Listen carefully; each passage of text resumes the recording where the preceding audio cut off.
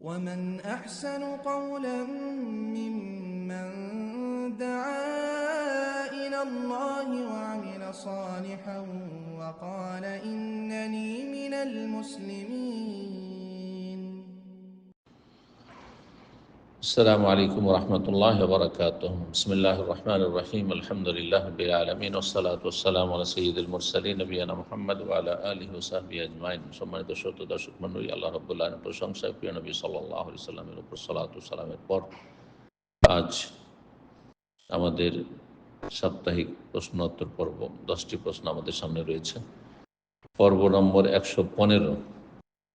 এই 10টি প্রশ্ন ইনশাআল্লাহ তাআলা আমরা সংক্ষেপে আপনাদেরকে উত্তর দেওয়ার চেষ্টা করব। আল্লাহ রাব্বুল আলামিন যেন আমাদেরকে সঠিক কথা বলার এবং সঠিক কথা মেনে চলার তৌফিক দান করেন এবং সেই পথে মানবজাতিক আহ্বানের তৌফিক দান করেন, ভালো কাজে আমাদেরকে অংশ নেওয়া তৌফিক দান করেন, মন্দ কথা কাজ থেকে আল্লাহ আমাদেরকে বাঁচিয়ে রাখেন। প্রথম প্রশ্ন করেছেন, বলছেন আসসালামু আলাইকুম শেখ। ওয়ালাইকুম সালাম রাহমাতুল্লাহ। আমাদের এলাকায় গরুর হাটে কিছু মানুষ গরুর মালিকের কাছ থেকে বাকিতে গরু ক্রয় করে বেশি দামে নগদে অন্যের কাছে বিক্রি করে, তারপর গরুর মালিককে টাকা পরিশোধ করে। এইভাবে ব্যবসা করা জায়েজ হবে কি? যদি সেটা হাটে চলে যাওয়ার পরে বাজার সম্পর্কে জানতে পারলো গরুর মালিক, আর তারপর তার কাছ থেকে ধারে কিনলো, কিন্তু কেনা বেচার কথাবার্তা হয়ে গেল, আর তারপরে সে সেটা নিজের মালিকানায় নিয়ে নিল গরুকে, আর সেই গরুর সাথে আগের মালিকের কোনো সম্পর্ক থাকলো না, যে ক্রেতা কিনলো সে তার মালিক হয়ে গেল, আর তারপর সেটা বিক্রি করে পরে পয়সা দিল, সেটা জায়েজ।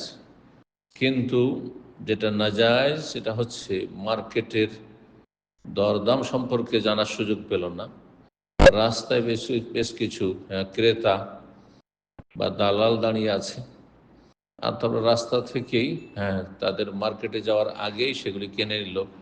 সেটা গাড়ি হোক, যেমন গাড়ির ক্ষেত্রে হয়ে থাকে, এখানে দেখা যায় সেকেন্ড হ্যান্ড গাড়ির ক্ষেত্রে, অথবা গরু ছাগল রাস্তা থেকে কিনে নিল, অথচ বাজার রেট বুঝতে পারলো না সেই ছাগল বা গরুর মালিক, আর তারপরে বললো যে ঠিক আছে তোমার কাছ থেকে ধারে কিনলাম, নিয়ে গেল, নিজের মালিকানে নিয়ে গেল, আর তারপরে সেখানে বিক্রি করে পয়সা দিল। মার্কেটে সেই লোক ঘুরছে তার পয়সা নেওয়ার জন্য, সেখানে গিয়ে দেখে আমি লস খেয়ে গেছি, আমাকে অনেক সস্তায় বিক্রি করে দিতে হয়েছে, মার্কেটে আসলে বেশি দাম পেতাম, তাহলে এরকম জায়েজ না। নবী সাল্লাল্লাহু আলাইহি ওয়াসাল্লাম নিষেধ করেছেন। জি, তালাক্কির রুকবান, তালাক্কির জালাব নিষেধ করেছে রাসূলুল্লাহ সাল্লাল্লাহু আলাইহি ওয়াসাল্লাম, কারণ এতে মানুষ কষ্ট পাবে এবং ঝগড়া বিবাদের আশঙ্কা রয়েছে। ধারবাকিতে কেনা বেচা জায়েজ রয়েছে। 2 নম্বর প্রশ্ন, বলছেন আসসালামু আলাইকুম শেখ। ওয়ালাইকুম সালাম রাহমাতুল্লাহ। হাদিস আছে ওযু করার সময় প্রথমে 2 হাত কবজি পর্যন্ত ধুইতে হয়, কবজি পর্যন্ত 2 হাত একসাথে ধুবো নাকি আগে ডান হাত পরে বাম হাত? জি, আগে আপনি ডান হাতে পানি ঢালবেন, আর তারপর ডান হাতটা আগে কচলাবেন, আর ডান হাতে কচলার পরে বাম হাতে কচলাবেন, এটি উত্তম। বামের আগে ধোয়া হচ্ছে উত্তম, এটি ওয়াজিব, ফরজ না। 3 নম্বর প্রশ্ন, বলছেন আসসালামু আলাইকুম শেখ। ওয়ালাইকুম সালাম রাহমাতুল্লাহ। আমি 5-10 বিঘা জমি রেখেছি 5,000 টাকা দিয়ে 1 বছরের জন্য। 1 বছর পর মালিকের জমিন মালিক নিয়ে যাবে, আমি কোনো টাকা ফেরত দিতে হবে না, বা আমাকে কোনো টাকা ফেরত দিতে হবে না। 5,000 টাকার বিনিময়ে আমি 1 বছর মালিকের জমিন ভোগ করব, এটা কি জায়েজ? জি, জমিন আপনি ভাড়া নিচ্ছেন, এটি বলা হয় ইজারাতুল আরদ বা কিরাউল আরদ, জমিন ভাড়ার নাম।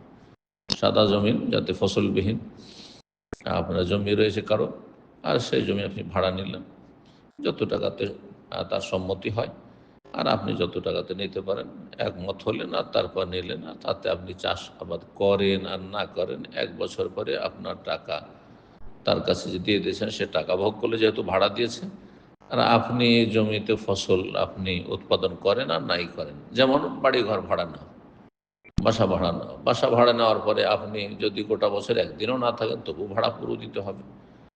আর যদি আপনি গোটা বছর নিয়মিত থাকেন তাও ভাড়া দিতে হবে, ঠিক ওই রকম জায়েজ রয়েছে। 4 নম্বর প্রশ্ন বলছেন, আসসালামু আলাইকুম শেখ। ওয়ালাইকুম সালামতুল্লাহ। আমার বিয়ে হয়েছে 2 বছর। বিয়ের আগে যে ছেলের সাথে রিলেশন ছিল, আল্লাহ হেদায়েত করে, তার সাথে পারিবারিকভাবে বিয়েটা হয়। আমার আপনার আলোচনা, হ্যাঁ, দেখতেছি গত 1 বছর ধরে আলহামদুলিল্লাহ অন্ধকার থেকে আলোতে ফিরে এসেছি আলহামদুলিল্লাহ। আল্লাহ তওবার খালেস অন্তর থেকে তওবা করে ফিরে আসা তৌফিক দান করুন। আমার জন্য দোয়া করবেন শেখ। আমার প্রশ্নটা হলো, অতীতের হারাম রিলেশনের জন্য আমি আল্লাহর কাছে তওবা করে ফিরে আসি, খালেস অন্তর থেকে তওবার যে শর্তগুলি রয়েছে সেগুলি পূরণ করে তওবা করবেন এবং আল্লাহ রাব্বুল কাছে ক্ষমা চাইবেন, তওবার সাথে ইস্তেগফার, ক্ষমা প্রার্থনা করবেন। আস্তাগফিরুল্লাহ ওয়া আতুবু ইলাইহি অন্তর থেকে বলবেন, কথার দ্বারা বলবেন, সেটি কাজে পরিণত করবেন। আল্লাহ কি আমাকে ক্ষমা করে দেবেন? অবশ্যই। আল্লাহ বলছেন, লা তাকনাতু মির রাহমাতিল্লাহ, আল্লাহর রহমত থেকে নিরাশ হয়েও না। ইন্নাল্লাহা ইয়াগফিরুয যুনুব, আল্লাহ সব গুনাহ মাফ করতে পারেন, কিন্তু ক্ষমা চাওয়ার মতো চাইতে হবে। নাকি আমার ওপর কি নারাজ হয়েই থাকবেন? না, মোটেই না। আল্লাহ যখন ক্ষমা করে দেবেন তখন আল্লাহ সন্তুষ্ট হয়ে যাবেন। আর তাইবা মিনা যামবি কামা লা যামবা লাহু, গুনাহ থেকে কেউ যদি তওবা করে নেয় তাহলে সে ওই ব্যক্তির মতো ভালো মানুষ হয়ে যায় যে ব্যক্তি কোনো গুনাহই করেনি বা তার গুনাহ হয়নি। আমার পাপের জন্য আমাদের সংসারটা কি সুখের হবে না যদি পাপের ওপর থেকে যান, অথবা সেই পাপ থেকে খালেস অন্তর হয়ে তওবা না করেন? হ্যাঁ, মৌখিক তওবা শুধু করেছেন, হ্যাঁ, তওবাতে ভেজাল রয়েছে।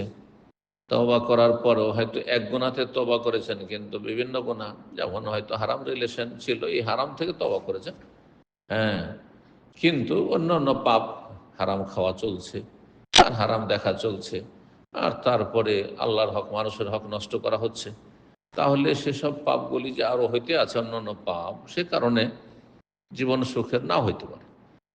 আর আমাদের সন্তান হলে তারাও কি নেককার হবে না? সন্তান নেককার হতে পারে যদি খালে সন্তান মানুষ তওবা করে। যারা একসময় খারাপ মানুষ ছিল তাদের সন্তান নেক হইতে পারে, যেহেতু তারা তওবা করে পুরোপুরি সংশোধন করে নিয়েছে। আর যদি সংশোধনে ভেজাল থাকে বা অন্যান্য পাপ, কিছু পাপ থেকে সংশোধন করেছে, তওবা করেছে খালেস অন্তর থেকে, অন্যান্য পাপে জড়িয়ে রয়েছে, তো সেসব পাপের কুফল হচ্ছে যে রুজিতে বরকত হবে না, শরীর স্বাস্থ্যে বরকত হবে না, মানসিক শারীরিক পারিবারিক শান্তি পাওয়া যাবে না এবং ছেলে মেয়ে নেক হবে না। আমাদের ওইভাবে বিয়েটা হওয়ার জন্য না, অতীতে যেটা হয়েছে যদি খালেস অন্তর থেকে তওবা হয়ে যায় তাহলে সেটা আল্লাহ মাফ করে দেবেন, কিন্তু বর্তমান জীবনটা আমরা কেমন চলছে এটি অত্যন্ত গুরুত্বপূর্ণ বিষয় দেখার। জি, কারণ অনেকেই আছেন কিছু গুনাহ থেকে তওবা করলেও বহু গুনাহে জড়িয়ে আছেন। জি, সব গুনাহ ছাড়তে হবে। জি, খাল্লি যুনুবা সাগীরাহা কাবীরাহা, কবি বলছেন, ছোট হোক আর বড় হোক সমস্ত গুনাহ পরিত্যাগ করতে হবে। কারণ ছোট গুনাহ যখন বেশি পরিমাণে হয়ে যায় তখন ফাইনাল জেবালা মিনাল হাসা, বড় বড় পাহাড় পর্বত তৈরি হয়েছে অনেকগুলি কঙ্কর, ছোট ছোট ক্ষুদ্র পাথরের সমষ্টি দিয়ে। আল্লাহ রাব্বুল আলামিন সমস্ত পাপ থেকে আমাদেরকে মুক্তি লাভের তৌফিক দান করেন, আল্লাহ সন্তুষ্টি হাসিলের তৌফিক দান করেন। 5 নম্বর প্রশ্ন বলছেন, আসসালামু আলাইকুম শেখ। ওয়ালাইকুম সালাতুল্লাহ। যদি প্রয়োজনে নারীদের বাসার বাইরে যাওয়ার প্রয়োজন হয়, যেমন ডাক্তারখানা যাওয়া, এক্ষেত্রে কি জোহর আসর সালাত জোহর ওয়াক্তে একসাথে 4 করে জমা করে পড়ে এরপর সফর শুরু করতে পারবেন? কসর না করে শুধু জমা করতে পারবে? কারণ বাইরে নারীদের সালাত আদায় করা একটু কঠিন হয়ে যায়। যদি দেখা যায় যে বাইরে সালাত আদায় করা খুব কঠিন, তাহলে জমা করা যেতে পারে সফর ছাড়াও। সফর ছাড়াও বিশেষ সংকটের পরিস্থিতিতে জমা করা যেতে পারে, ভয়ভীতির সময় জমা করা যেতে পারে, ঝড় বৃষ্টির সময় জমা করা যেতে পারে, অসুস্থতা প্রচণ্ড ক্লান্তির সময় জমা করা যেতে পারে, এগুলি সুযোগ রয়েছে। তো সুতরাং এইরকম পরিস্থিতি হলে জমা করতে পারেন, কিন্তু কসরের মাসআলা শুধু খাস হচ্ছে সফরের সাথে, আর জমা বিভিন্ন জরুরি প্রয়োজনে করা যেতে পারে। তবে আপনাকে বলবো যে এইরকম জমা না করে আপনি রাস্তাতে যেখানে থাকেন না কেন, আপনি সেখানে, আপনি যে অবস্থায় আছেন যদি সেখানে দাঁড়াতে না পারেন বসেই পড়বেন, কেবলামুখী না হইতে পারেন তো যে অবস্থায় হয় ওই অবস্থায় পড়ে নেবেন। ওয়াক্তের যে শর্তটি রয়েছে সালাতের ক্ষেত্রে, এটি সবচেয়ে গুরুত্বপূর্ণ শর্ত। এই জন্য ওয়াক্ত মোতাবেক সালাত যথাসাধ্য আদায় করার চেষ্টা করবেন। আর যদি দেখা যায় যে আমি জোহরের সময় পার হয়ে চলে যাবে আমি বাইরে গেলে, কিন্তু আসরের শেষ সময় পর্যন্ত আমি সময় পেয়ে যাব ঠিকভাবে সালাত আদায় করার, তাহলে আসর সাথে জোহর জমা করাটি তখন বেশি উত্তম হবে এইভাবে জোহরের সময় জমা করার চাইতে আপনার নিজের বাড়িতে। জি, সফরে যদি জানতে হয়। জি, আল্লাহ তাআলা আলাম।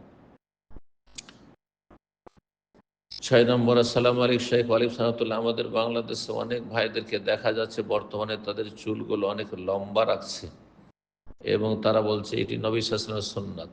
না না, মোটেই নবী সাল্লাল্লাহু আলাইহি ওয়াসাল্লামের সুন্নাত এইভাবে না। নবী সাল্লাল্লাহু আলাইহি ওয়াসাল্লামের সুন্নত বিশেষ পদ্ধতিতে, কিন্তু আজকাল যেসব লোকেরা চুল রাখছে অধিকাংশ দাড়ি মুন্ডা। হ্যাঁ, যাদের চেহারাটাই হচ্ছে হারাম চেহারা, এদিকে দাড়ি মুন্ডন করে রাখছেন আর আপনি চুল রাখছেন বাবরি চুল, এটি সুন্নত নয়। অথবা মহিলাদের মতো চুল রাখছেন। যদি আপনাকে মহিলাদের বেশ ধারণ করতে পছন্দ হয় তাহলে এটি লানতের কাজ, মনে রাখবেন। দাড়ি রাখছেন না আর আপনি এই চুল রাখছেন না, বলছেন সুন্নতি চুল, তাহলে হারাম এই চুল রাখা। এই চুল রাখাও হারাম, কারণ এটি কোনো সুন্নত নয়, এটি সুনানুল আদা, অভ্যাসগত বিষয়। নবী সাল্লাল্লাহু আলাইহি ওয়াসাল্লাম অভ্যাসগত বিষয়।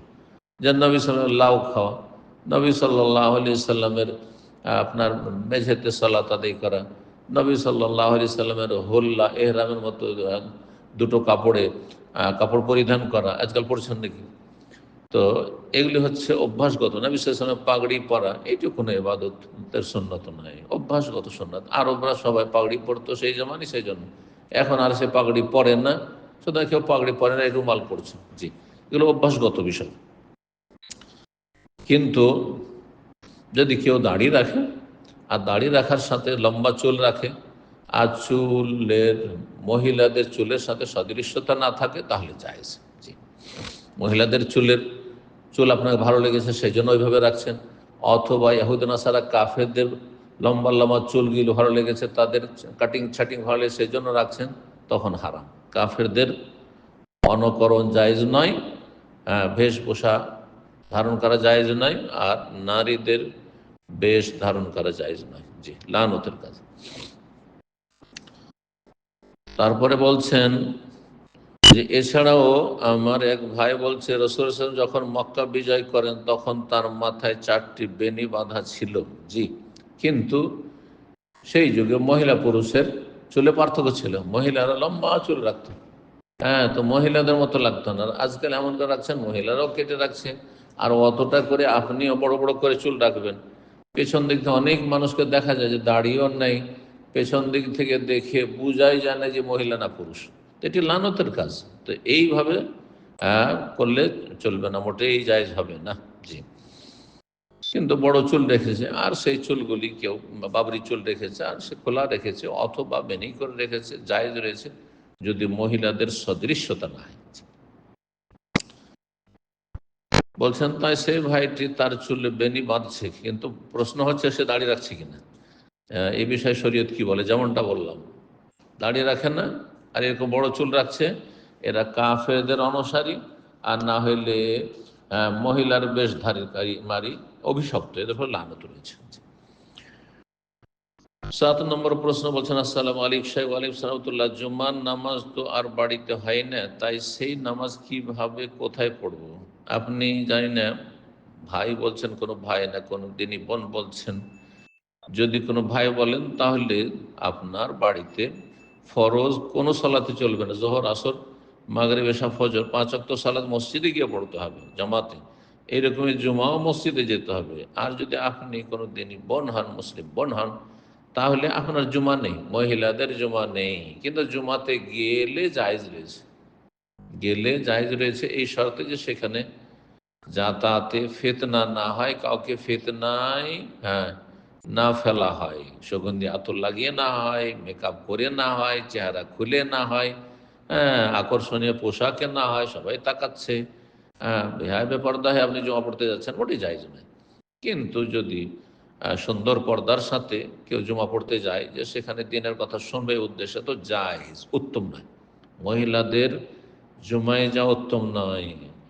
আমাকে তো এক ভাই বললেন বাংলাদেশ থেকে, তো আজকাল উৎসাহিত করা হচ্ছে মহিলাদেরকে জুমাতে যাওয়ার জন্য। কোনখানে এরকম দলিল আছে যে সাহাবিয়াতগণ জুমা পড়তে যেতেন মসজিদে? না, কোনো কোনো দলিল নেই। হ্যাঁ, রাতের সলাতে যেতেন, হাদিসে রয়েছে, ফজরের সলাতে যেতেন, এশার সলাতে যেতেন, অন্ধকারের সময় যেতেন, যাতে করে পর্দা পুশিদা হবে, সলাৎ করে আসতে পারেন, তাও জায়েজ। বইউতহন্না খায়রুল্লাহন্না, নবী সাল্লাল্লাহু আলাইহি ওয়াসাল্লাম বলছেন বাড়িতে মহিলাদের ফরজ নফল সব সলাৎ পড়া উত্তম। আর জুম্মা পড়তে মহিলারা যেতেন সাহাবিয়াতগণ, এর কোনো দলিল প্রমাণ নেই। তবে বলছি যে যদি সেখানে দিনই আলোচনা হয় আর সেই ভাষা বুঝে এ মন্ত্রের খুতবা না হয়, আর সে দিন শিখার জন্য যায়, তো ভালো কথা। কিন্তু ফিতনা মুক্ত যেতে হবে, নিজেও ফিতনা পড়বে না, কাউকে যেন ফিতনায় লিপ্ত না করে। আল্লাহ হেফাজত করুন। আজকাল বিভিন্ন জায়গায় বিভিন্ন দেশে যে দেখছেন যে জুমা মসজিদে সমানভাবে মহিলাও যাচ্ছে পুরুষও যাচ্ছে, এটা কোনো শরীয়তের বিষয় নয়, কিন্তু এটা শরীয়তের কাজ নয়। আর তারপর চেহারা খুলে যাচ্ছে, চুলও গোলা আছে, পেছন দিক দিয়ে চুল দেখা যাচ্ছে না, সামনের দিক দিয়ে চুল দেখা যাচ্ছে, নাউজুবিল্লাহ, ওটাই জায়েজ না, এটা গুনাহগার।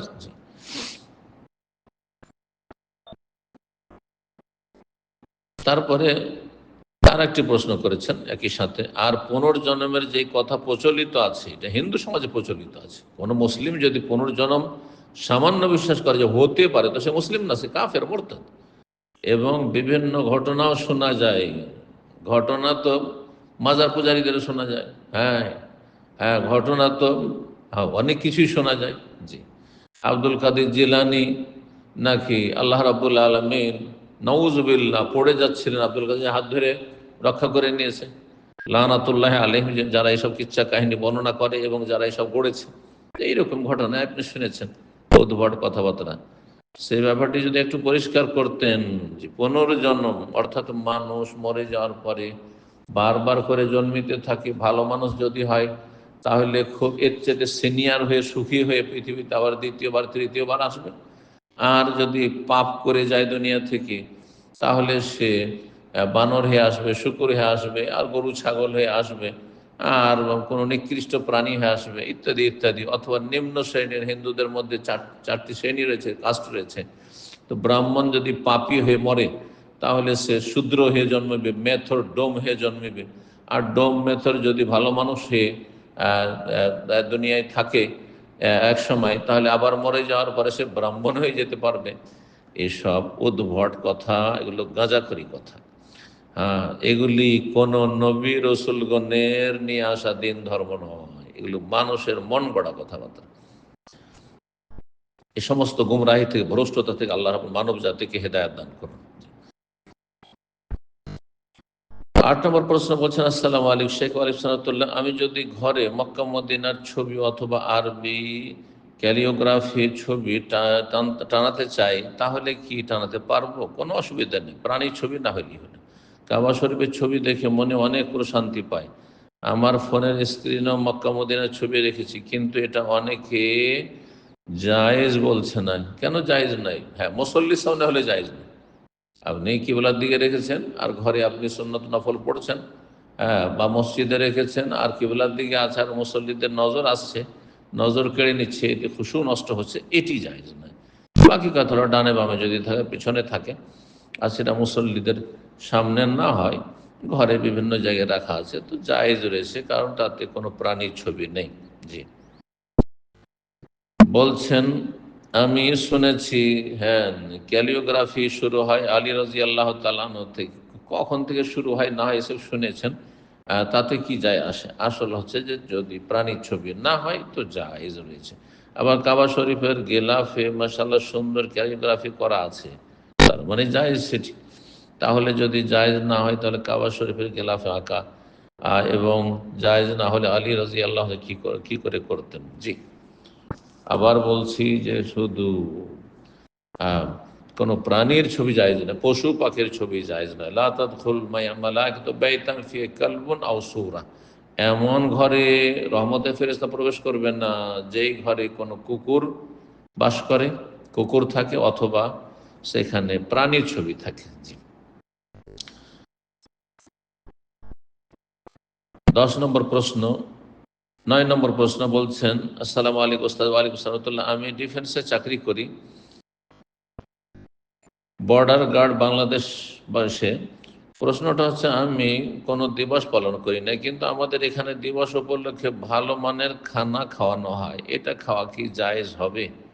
খাবারটি কোনো হারাম নয়, আল্লাহ ছাড়া অন্যের জন্য উৎসর্গ করা হয়নি, কিন্তু এসব বেদাতগুলি করা হয়ে থাকে আর সেই সময়গুলিতে খাওয়ানো হয়।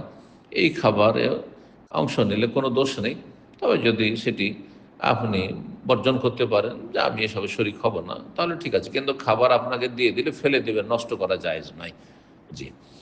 যদি সেখানে না গিয়েও চলে তো যাবেন না আর এসব খাবার দাবারে আর বেদাতি অনুষ্ঠানে। আর যদি দেখা যায় যে আমি যেহেতু চাকরি করি, আমাকে সেসব খাবারে অংশ নিতে হচ্ছে, তো সেই খাবার খাওয়া যায়। আল্লাহ তাআলা আলাম। 10 নম্বর প্রশ্ন বলছেন, আসসালামু আলাইকুম শেখ ওয়ালাইকুম সালাম, আমার জন্য একটা দিনদার মেয়ের পক্ষ থেকে বিয়ের প্রস্তাব এসেছে। মেয়ের পক্ষ থেকে না আসবে, মেয়ের বাবার পক্ষ থেকে আসবে। হ্যাঁ, এসব ফিতনা। মেয়ের পক্ষ থেকে আসবে, হ্যাঁ, ছেলের পক্ষ থেকে মেয়ের বাবার কাছে, মেয়ের ভাইয়ের কাছে, মেয়ের পরিবারের কাছে যাবে, এটা শরীয়তের কথা, ফিতনা থেকে বেঁচে থাকবে। কিন্তু মেয়েটার নাম হচ্ছে মাসুদা খাতুন আর আমার নাম মাসুদ আজহার, দুইজনের নাম একই হলে কি কোনো সমস্যা হবে? যদি আপনার মায়ের নাম আর আপনার স্ত্রীর নামও হয় তবু কোনো সমস্যা নেই। তো আপনার নামের সাথে আপনার স্ত্রীর নামের, হ্যাঁ, মুজাক্কার মুয়ান্নাস, পুরুষলিঙ্গ স্ত্রীলিঙ্গ, মাসুদ আর মাসুদা, তাতে কোনো আপত্তি রয়েছে? আল্লাহ হিদায়াত দান করুন, দিনের জ্ঞান দান করুন। একই হলে কি কোনো সমস্যা হবে? না, কোনো সমস্যা নেই। সমস্যা আছে পাপে, পাপ করলে সমস্যা আছে, এই হারাম রিলেশন করলে সমস্যা আছে। মেয়ের পক্ষ থেকে প্রস্তাব আসবে আর তার সাথে আপনি গল্প করতে থাকবেন, আপনি চ্যাটিং করতে থাকবেন, এতে সমস্যা আছে, হারাম আছে। জি, এগুলো ফিতনা, এগুলো হারামে লিপ্ত করবে এবং দুনিয়া আখিরাত নষ্ট করবে। বলছেন, বা দুজনের নাম এক হলে কি বিয়ে করা যাবে? কোনো অসুবিধা নেই। বাপ বেটার নাম যদি এক হয়ে যায়, মা মেয়ের নামও যদি এক হয়ে যায়, আর স্ত্রী আর মায়ের নামও যদি এক হয়ে যায়, কোনো অসুবিধা নেই। স্বামীর নাম আর বাবার নামও যদি এক হয়ে যায়, তাও কোনো অসুবিধা নেই। আল্লাহ তাআলা আলম।